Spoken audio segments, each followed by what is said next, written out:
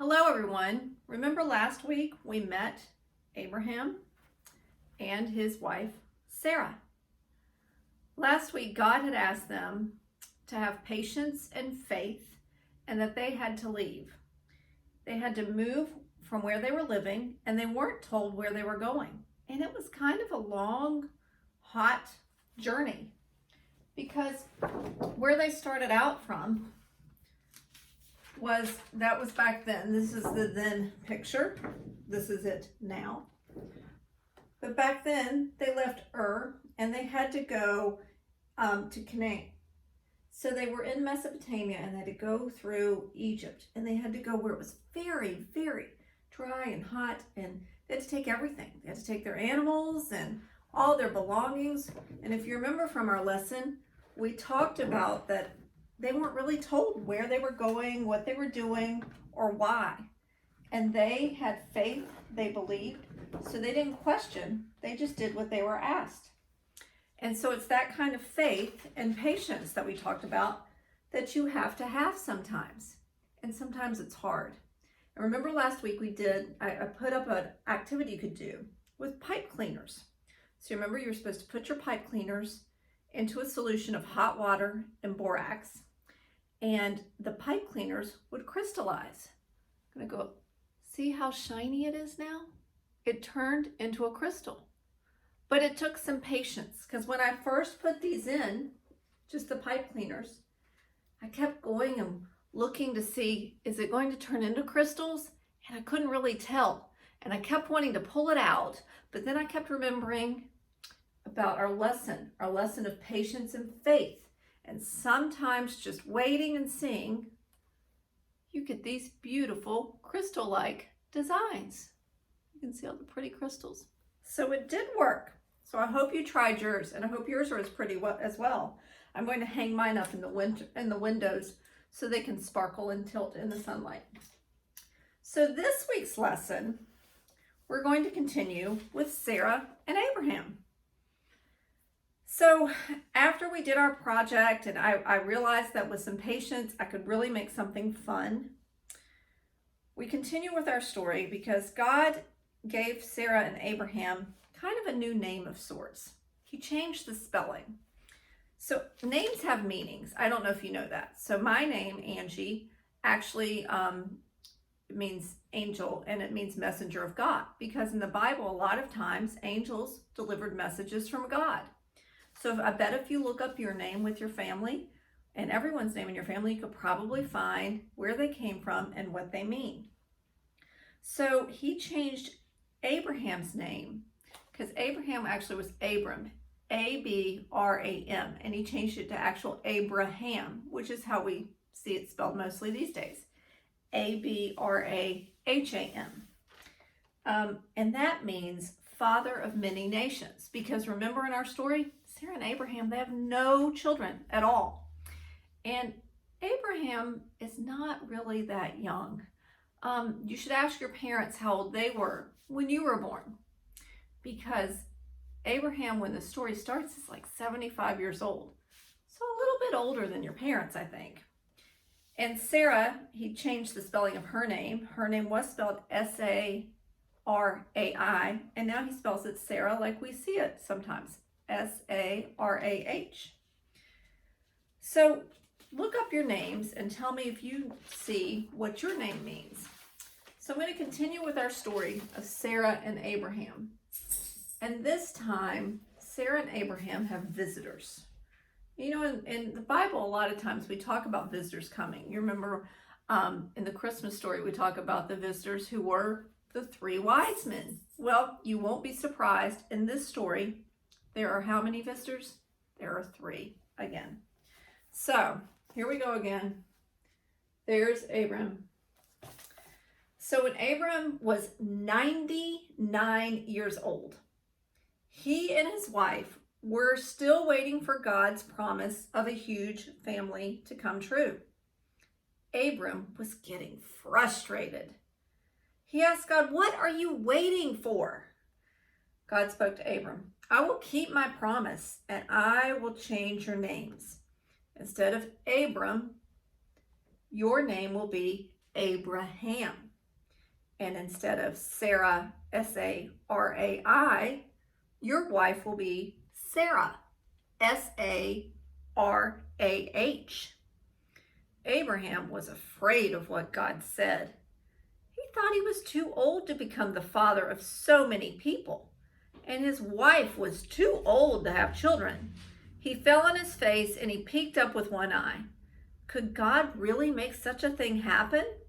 Later, as Abraham was sitting by the tent, he saw 3 strangers walking towards him.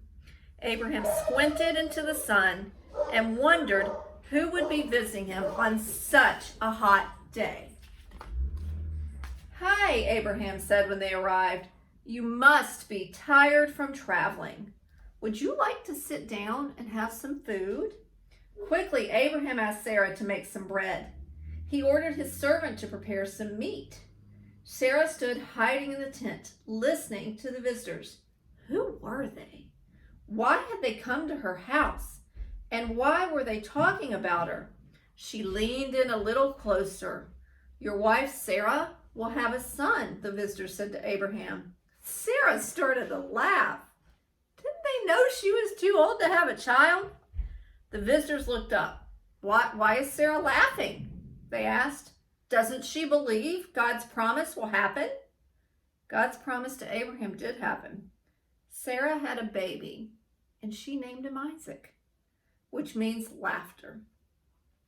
Abraham and Sarah's family grew and grew and grew, and God blessed each generation with laughter and happiness.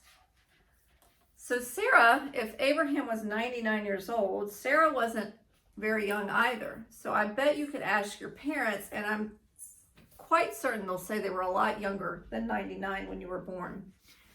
And God had told Abraham that he would have as many descendants as stars in the sky. Have you ever gone outside and looked at all the stars?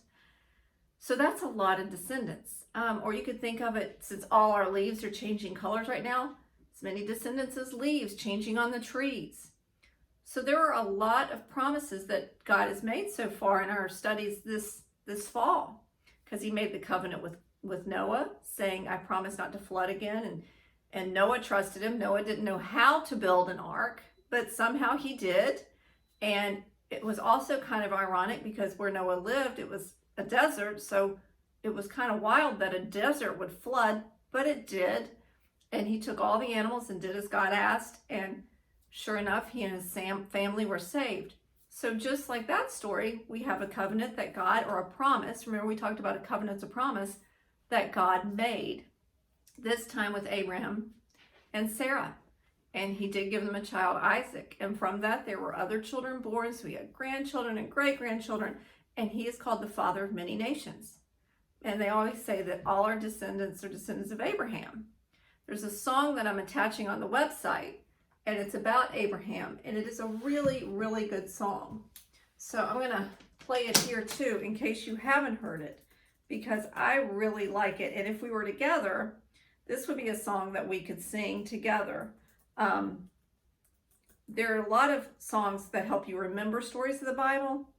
And I always think those are the most fun to sing together because a lot of them have so many actions in them.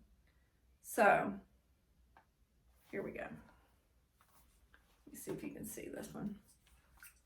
Let's make it as big as we can. This is my favorite song.